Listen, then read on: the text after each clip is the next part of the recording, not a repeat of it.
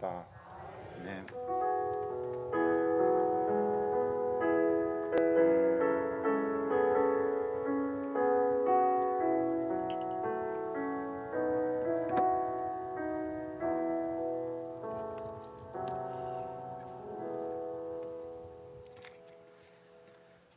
이 시간 하나님께서 우리에게 주시는 말씀은 창세기 22장 1절에서 14절 사이의 말씀입니다.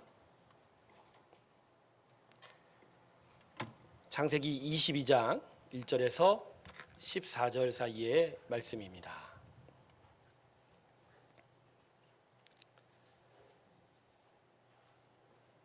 찾으셨으면 제가 읽겠습니다. 그 일 후에 하나님이 아브라함을 시험하시려고 그를 부르시되 아브라함아 하시니 그가 이르되 내가 여기 있나이다. 여호와께서 이르시되 내 아들 내 사랑하는 독자 이삭을 데리고 모리아 땅으로 가서 내가 내게 일러준 한 산 거기서 그를 번제로 드리라. 아브라함이 아침에 일찍 일어나 나귀의 안장을 지우고 두 종과 그의 아들 이삭을 데리고 번제에 쓸 나무를 쪼개어 가지고 떠나 하나님이 자기에게 일러 주신 곳으로 가더니 제3일에 아브라함이 눈을 들어 그곳을 멀리 바라본지라. 이에 아브라함이 종들에게 이르되 너희는 나귀와 함께 여기서 기다리라. 내가 아이와 함께 저기 가서 예배하고 우리가 너희에게로 돌아오리라 하고 아브라함이 이에 번제나무를 가져다가 그의 아들 이삭에게 지우고 자기는 불과 칼을 손에 들고 두 사람이 동행하더니 이삭이 그 아버지 아브라함에게 말하여 이르되 내 아버지여 하니 그가 이르되 내 아들아 내가 여기 있노라. 이삭이 이르되 불과 나무는 있거니와 번제할 어린 양은 어디 있나이까. 아브라함이 이르되 내 아들아 번제할 어린 양은 하나님이 자기를 위하여 친히 준비하시리라 하고 두 사람이 함께 나아가서 하나님이 그에게 일러주신 곳에 이른지라. 이에 아브라함이 그곳에 제단을 쌓고 나무를 버려놓고 그의 아들 이삭을 결박하여 제단 나무 위에 놓고 손을 내밀어 칼을 잡고 그 아들을 잡으려 하니 여호와의 사자가 하늘에서부터 그를 불러 이르시되 아브라함아 아브라함아 하시는지라. 아브라함이 이르되 내가 여기 있나이다 하매 사자가 이르시되 그 아이에게 내 손을 대지 말라. 그에게 아무 일도 하지 말라. 내가 내 아들 내 독자까지도 내게 아끼지 아니하였으니 내가 이제야 내가 하나님을 경외하는 줄을 아노라. 아브라함이 눈을 들어 살펴본즉 한 순양이 뒤에 있는데 뿔이 수풀에 걸려 있는지라. 아브라함이 가서 그 순양을 가져다가 아들을 대신하여 번제로 드렸더라. 아브라함이 그 땅 이름을 여호와 이레라 하였으므로 오늘날까지 사람들이 이르기를 여호와의 산에서 준비되리라 하더라. 할렐루야. 우리 하나님께 영광의 박수 올려드립니다. 아멘. 한 주간 우리 각자의 삶의 터전에서 수고한 우리 여러분에게 하나님의 위로를 전합니다. 우리 좌우 옆분에게 오늘 이렇게 서로 위로할까요? 하나님이 당신을 사랑하십니다. 예, 하나님께 당신을 사랑하십니다. 하나님이 우리를 사랑하신다는 건 결국 우리도 하나님을 그만큼 사랑해야 한다는 것을 또 알려주지요. 말세 때에 이르를 때까지 징조 중에 가장 강력하게 나타나는 징조가 뭐냐면 자기를 사랑하는 일이 더 심해진다는 것입니다. 여러분, 그래서 믿음의 사람들은 자기를 사랑하는 것보단 하나님을 더욱더 사랑하여 나가야 됩니다. 하나님을 사랑하고 이웃을 내 몸과 같이 사랑할 때 우리는 우리의 믿음을 지키고 끝까지 하나님의 나라의 일들을, 그 영광한 나라를 상속받게 될 줄로 믿습니다. 오늘도 하나님을 더욱더 사랑하며 나아가는 귀한 시간 되기 원합니다. 기도하겠습니다. 하나님, 오늘 우리와 함께하여 주시옵소서.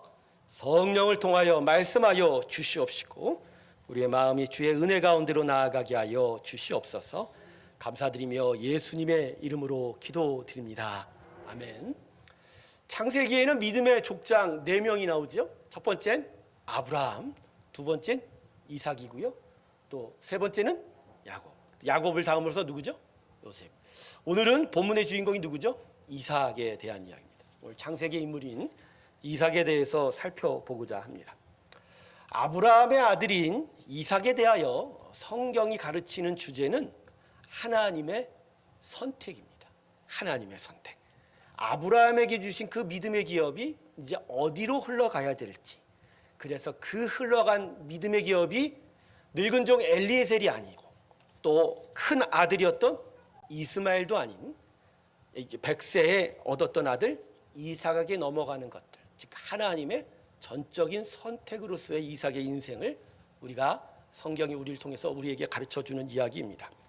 출산할 수 없었던 사라의 태를 통하여 태어나서 아브라함의 믿음의 기업을 이어받을 자로 선택받은 인생이 바로 이삭의 인생이었다는 것이죠. 그래서 아마도 이삭이 평생 동안 가슴 속에서 기억하며 살았던 하나의 어떤 단어, 중요한 주제는 이 하나님의 선택이었을 것입니다. 태어나면서부터 나는 하나님이 선택하셨어, 이걸 강하게 의식하면서 성장하였을 것입니다. 근데 이러한 자각의 시작은 이삭의 어머니 사라 때문이었을 것입니다. 아브라함에게는 이미 이삭이 나기 전에 아들이 있었죠. 급하게 아들을 보았지 않았어요? 그 이름이 누구죠? 이스마엘이지. 이스마엘. 그래서 늦게서야 이삭을 얻은 사라는 이 나이 어린 이삭이 자칫하면 이 장성한 이스마엘에게 치여 아브라함의 그 기업을 물려받지 못할 것에 대해서 크게 염려를 하게 됩니다. 사라는 이삭이 어렸을 때부터 이삭에게 계속하여 강하게 얘기했을 것입니다. 하나님께서 택한 너 아버지 아브라함의 장자는 이스마엘이 아니라 누구다? 이삭 너야. 그리고 끝내는 사라는 이스마엘을 집에서 내쫓아버리게 됩니다. 자, 그런 일을 통해서 이삭에게 하나님의 선택하심이 너에게 있다라는 것을 아주 강하게 인식시켜 주었을 것입니다. 그래서 이러한 일들을 통해서 이삭은 어려서부터 하나님의 선택에 대한 아주 강한 자각을 가지고 살았을 거예요. 그런데 이삭이 처음 알았던, 자각했던 이 하나님의 선택은 많은 것들 중에 하나로 선택되기 위한 월등함으로 이해가 되었을 것입니다. 특별히 이스마엘과의 관계에서 그걸 자기가 깨달았을 거예요. 내가 이스마엘보다 낫구나. 이스마엘보다 더 소중하구나. 그래서 내 아버지 아브라함이 나를 아들로, 장자로, 믿음의 기업을 이어받을 사람으로 선택했을 거야. 이삭은 거기에 대해서 매우 자랑스러웠을 것입니다.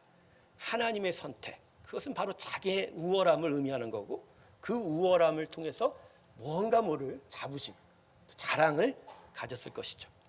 그런데 하나님이 자신을 선택했다라는 것이 무엇인지, 그것이 무슨 의미인지를 제대로 깨닫게 된 사건은 오늘 본문의 사건으로 일어나게 됩니다.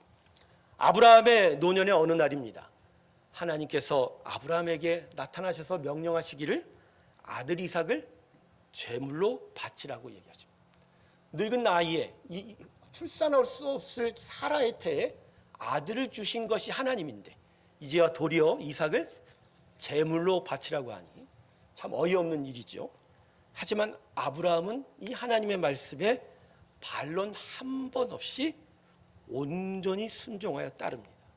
그리고 이삭을 데리고 자신의 집 종들과 함께 제사를 드릴 모리아산으로 올라가게 됩니다. 그런데 아브라함과 함께 모리아산으로 가던 이삭은 번제를 드리기 위해서는 무언가가 빠졌다는 것을 깨닫게 됩니다. 그래서 이삭이 아브라함에게 오늘 본문 7절에서 이렇게 묻게 되지요. 이삭이 이르되 불과 나무는 있거니와 번제할 어린 양은 어디 있나이까? 아버지, 제사를 드려야 되는데 제물이 없네요. 제물이 어디 있습니까? 이삭의 아버지 아브라함이 8절에서 이렇게 대답하죠. 아브라함이 이르되 내 아들아, 번제할 어린 양은 하나님이 자기를 위하여 친히 준비하시리라. 걱정하지 마라. 하나님이 준비하실 거야. 그것이 우리의 걱정거리가 되지 않는다라고. 그런데 제사 드릴 장소에 도착하자 예상하지 못했던 일이 벌어졌습니다. 모리아산에 도착한 아브라함이 가져간 나무 장닭으로 제단을 만든 후에 갑자기 이삭의 몸을 끈으로 결박한 후에 그 이삭을 제단 위에 제물로 올려놓은 것입니다. 순간 이삭은 기가 막혔을 것입니다. 좀 전에 아버지 아브라함은 제물은 하나님께서 준비할 것이라고 얘기하지 않았습니까? 근데 그게 다 거짓말이었던 것입니다. 그리고 자신을 제물 삼아서 그 제단에 올려놓았습니다. 얼마나 놀랄 일입니까? 좀 전까지도 대화를 다정하게 나눴던 그 아버지가 이제는 자기를 죽이려는 약탈자로밖에 보이지 않는 순간이었습니다. 그런데 이 순간 이삭의 마음속에, 머릿속에 집에서 쫓겨나간 이전에 이스마엘이 생각났을 겁니다.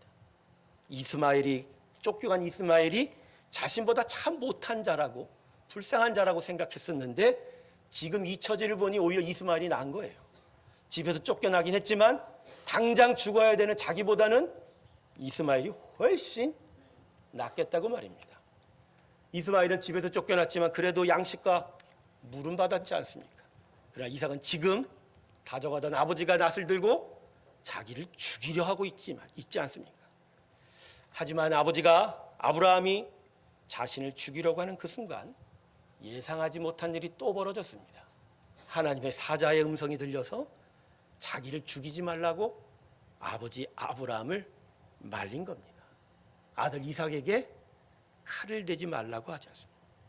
그런데 이때 이삭은 하나님이 나를 소중하게 여겨서 나를 죽이지 말라고 하는구나 라고 생각했을지 모릅니다만 그러나 하나님의 사자의 음성은 다른 얘기를 하고 있는 것입니다.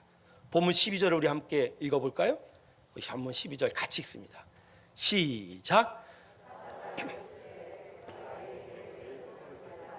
그에게 아무 일도 하지 말라. 내가 내 아들 내 독자까지도 내게 아끼지 아니하였으니 내가 이제야 내가 하나님인 줄 경외하는 줄 아노라. 아멘. 지금 이삭이 소중하니까 죽이지 말라고 합니까? 아니에요. 하나님의 사자가 지금 뭐라고 얘기합니까?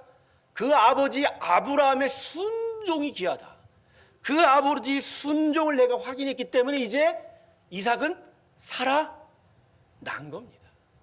자기가 소중하다고, 그래서 하나님이 날 소중하게 여겨서 나를 살린 줄 알았는데 하나님의 사자의 말은 그게 아니에요. 자신과는 전혀 상관이 없어요. 아버지 아브라함의 순종을 보고 자기를 살려주었습니다.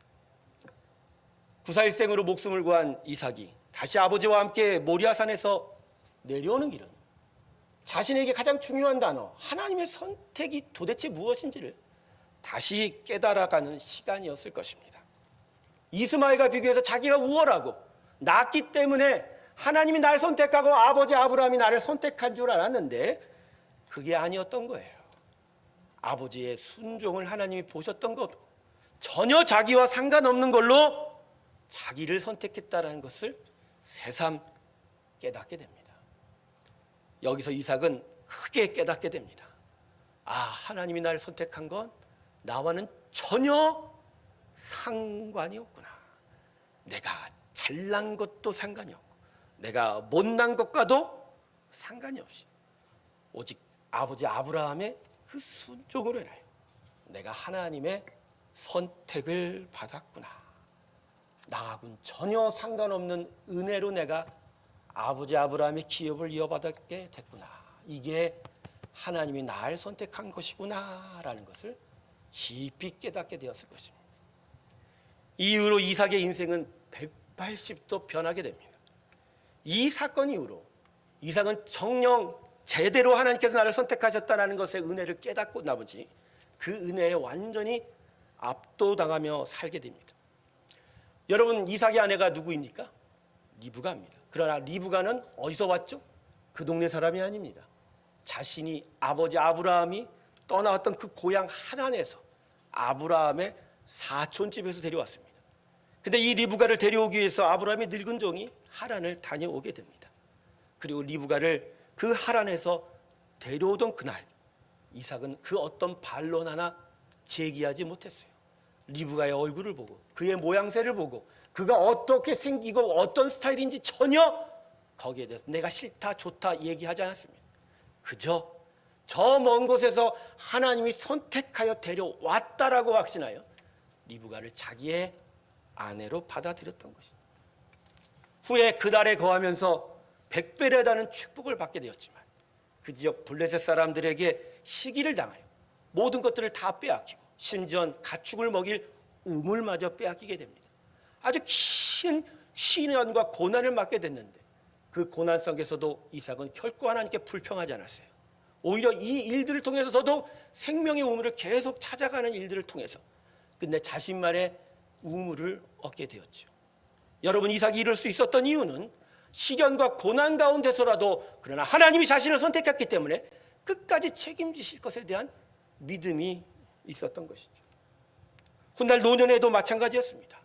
앞을 제대로 분별치 못하는 그런 상황 속에서 야곱의 장난으로 에서와 야곱을 잘못 구분해서 형 에서를 축복하고 싶었지만 실제로 누굴 축복했어요? 야곱을 축복합니다. 근데 그 이후에 형 에서가 와서 불만을 토로합니다. 어떻게 나를 축복하지 않고 야곱을 축복하느냐. 그때 이 이삭의 반응이 뭡니까? 이것도 또한 하나님의 선택이라. 야곱에 대한 축복을 취소하지 않았던 것이죠. 바로 하나님의 선택이 이삭의 일생 동안 그의 인생을 압도하며 하나님의 선택에 대한 믿음으로 살아가게 만들었던 그 하나님의 선택의 인생, 그게 바로 이삭의 인생이었습니다. 사랑하는 성도 여러분, 우리는 다 하나님의 선택을 받았습니다. 우리의 하나님의 선택을 받은 우리가 어떻게 하나님의 선택을 받았죠? 예수님이 십자가에 죽으시고 대신 우리는 하나님의 자녀로 선택받았습니다. 그런데 이삭과 마찬가지로 우리는 하나님과 전혀 상관이 없는 상태에서 우리와는 전혀 상관이 없는 이유로 십자가 예수로 말미암아 구원을 얻었습니다. 여러분, 우리가 가진 것, 우리가 어떻게 된 것, 우리가 무엇을 한 것과는 전혀 상관없이 예수님이 십자가에 순종하심으로 우리가 그 귀한 구원을 얻게 되었다라는 거예요. 여러분, 이건 놀라운 은혜입니다. 얼마나 놀라운 은혜입니까? 우리가 무엇이 간데, 우리가 누구이 간데, 그런데 우리와는 전혀 상관없이 우리가 이제껏 관계 맺지 못했던 예수님의 십자가 순종을 통해서 우리는 도리어 하나님과 깊은 관계를 맺는 그분의 자녀가 되었다. 할렐루야. 이게 우리를 향한 하나님의 선택이라는 거예요. 그리고 그 선택은 우리에게 정말 놀라운 삶을 또 허락하십니다. 이제껏 하나님과 대적하여 살았던, 에덴의 동쪽에서 살았던 그 타락한 인간의 삶이 바로 우리의 삶이었는데 이 십자가의 순종으로, 예수의 순종으로 우리는 이제 하나님 곁에서 하나님의 자녀로서 살 수 있게 된 것입니다. 이게 바로 십자가의 놀라운 은혜요, 십자가 예수의 순종으로 우리에게 주어진 하나님의 크신 위로입니다. 이것이 바로 우리가 이 땅에서 더욱더 기쁘게 살 수 있는 힘의 근원이 되는 것이죠. 사랑하는 성도 여러분, 우리가 이처럼 정말 귀한 하나님의 선택 가운데서 하나님의 귀한 자녀 되었음을 오늘 심령에 다시 기억하시길 주님의 이름으로 축원합니다. 때때로 우리는요, 우리가 잘나서 선택받은 줄 알아요. 그리고 무언가 우리가 해냈기 때문에 하나님 날 사랑하시는 줄 알아요. 결코 그렇지 않다라는 것이죠. 여러분, 은혜라는 게 결국 무엇이죠? 나하고는 전혀 관계가 없어. 내 공로하고는 전혀 관계가 없이 전적인 십자가의 은혜로만이 내가 구원을 얻었다라는 거. 이게 그리고 오늘 나를 영원한 산자로 만들어 간다는 거. 이게 바로 놀라운 은혜입니다. 할렐루야. 오늘 이 하나님의 선택에 담긴 은혜와 사랑이 우리 가운데 가득하길 주님의 이름으로 축원합니다. 그렇다면 우리 성도 여러분, 이 놀라운 하나님의 선택의 은혜가 우리의 신앙의 삶에는 보다 더 어떤 구체적인 의미를 가지게 될까요? 그건 바로 하나님의 선택의 전적인 책임 가운데 우리가 살아갈 수 있다라는 것이죠. 여러분, 요새 유원지 가면 짚라인이라는 게 있어요. 짚라인 뭔지 아시죠? 예, 짚라인. 그냥 외줄 하나에다가 세막대기 하나 걸어놓고 거기에 자기 몸을 의지해서, 그죠? 저 높은 곳에서 낮은 곳까지 나아가는 겁니다. 물론 안전장치가 잘 돼 있어서 사고가 나진 않습니다만 그 모습을 보고만 있기만 해도 아찔하지요.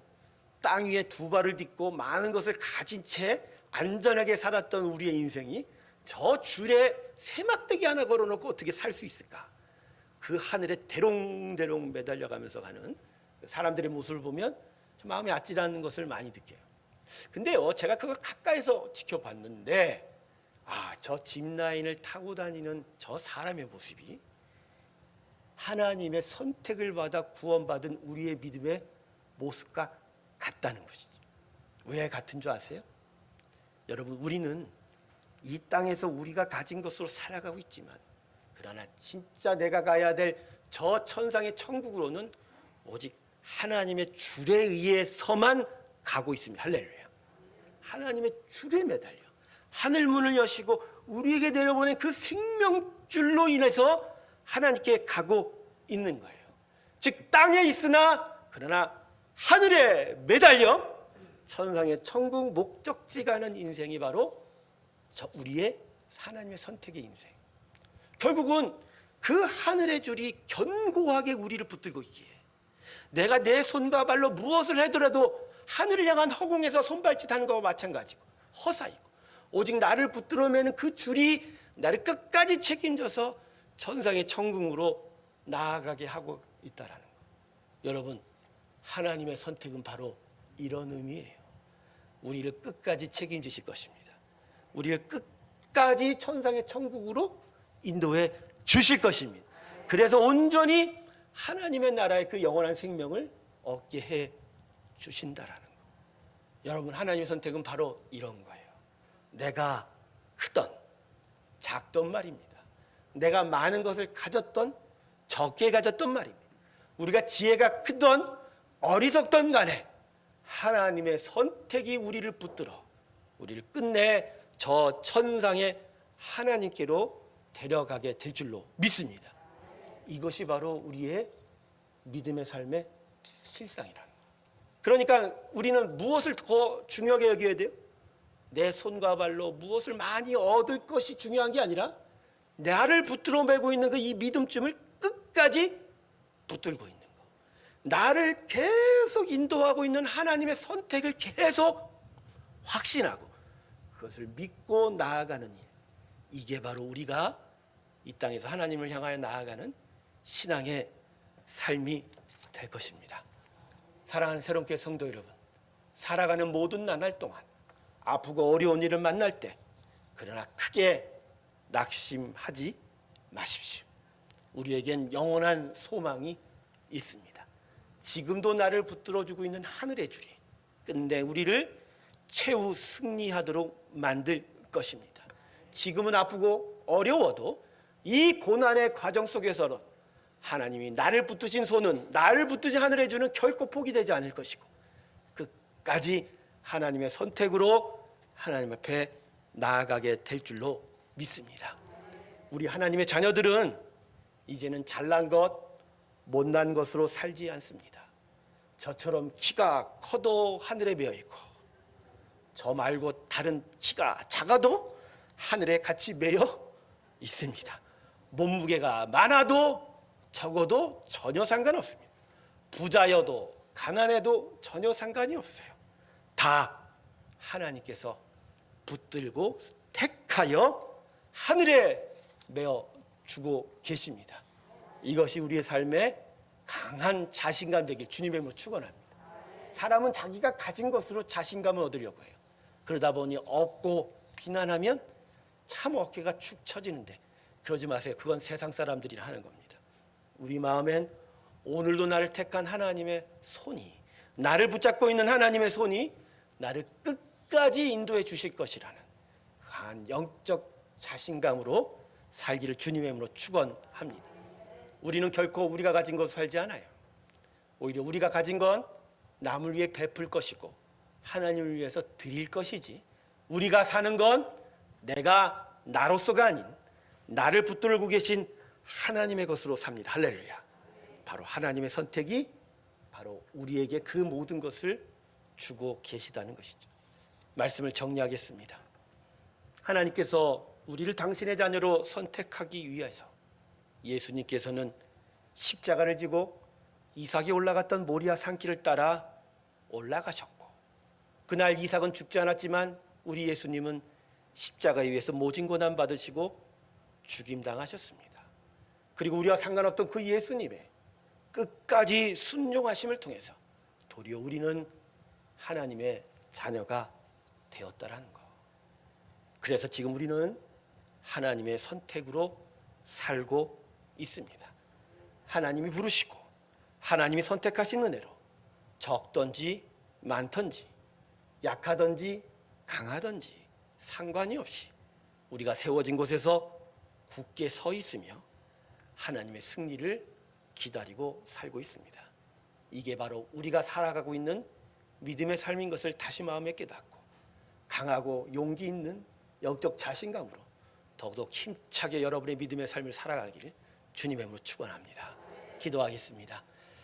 하나님, 이삭을 그렇게 택하셨듯이 우리도 그렇게 선택을 받고 하나님의 귀한 자녀가 됐습니다. 우리의 인생과는 전혀 상관없었던 예수님의 그 순전한 순종으로 인하여 우리는 하나님의 복을 받는 자녀가 되었습니다. 이것이 우리의 삶의 믿음의 가장 귀한 고백되게 하여 주시옵시고 오히려 이 고백을 붙들고 더욱더 힘차게 믿음의 삶을 살아가게 하여 주시옵소서. 이 땅에 살면서 많은 것을 가지고 많은 것을 이루고자 하는 것이 아닌 하나님이 나를 붙들어 주시고 선택하신 것을 귀하게 붙들고 도리어 하나님의 그 나를 향한 사랑을 확신하며 살아가는 믿음의 삶이 되게 하여 주시옵시고 그 일을 통해서 더욱더 하나님께 영광을 드려 나아가는 우리의 신앙의 삶 되게 하여 주시옵소서. 감사드리며 예수님의 이름으로 기도드립니다. 아멘. 우리 다 같이 446장 함께 찬송 부르겠습니다.